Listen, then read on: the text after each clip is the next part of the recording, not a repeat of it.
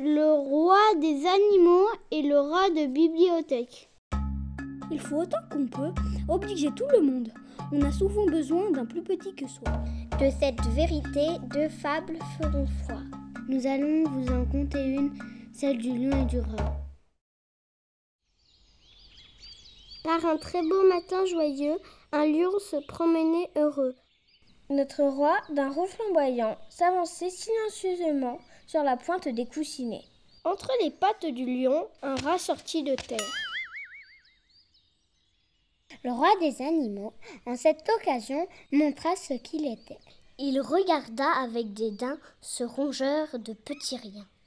« Que fais-tu là, saperlipopette? Tu ne vaux pas une croquette.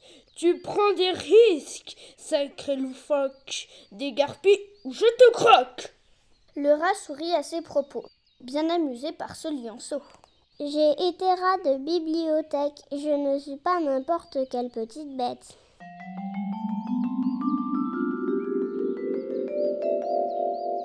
Au lieu de me défier, regarde comme je suis fort. Tu auras toujours tort, quoi que tu puisses jacter.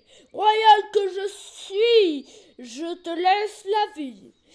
Tu es bien trop petit pour mon appétit. Oh, oh, oh, oh, oh, oh. Le lion se mit à rire et il le laissa partir. Par la suite, ce bienfait ne fut pas perdu. Quelqu'un aurait-il jamais cru qu'un lion d'un rat eût affaire? Cependant, il advint qu'au sortir des forêts, ce lion fut pris dans des rets dont ses rugissements ne le purent défaire. Voilà le lion ficelé, collé serré dans un filet, colis monté dans une branche pour être expédié outre-Manche.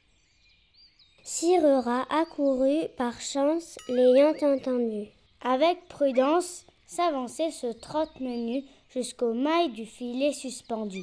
Vexé, honteux, le lion supplia le rat de lui sauver la vie. « S'il te plaît, mon ami, aide-moi à sortir d'ici. Je ne veux point finir en bouillie. » Et comme le trotte-menu était bon, il s'occupa des liens du fanfaron. Il fit tant par ses dents qu'une maille rongée emporta tout l'ouvrage. Merci, petit, pour ce coup de patte. T'es pas bien haut, mais tu m'épates.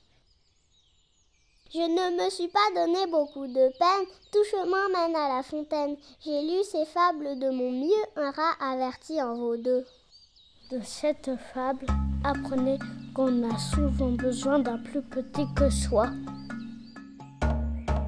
Que patience et longueur de temps font plus que force ni que rage.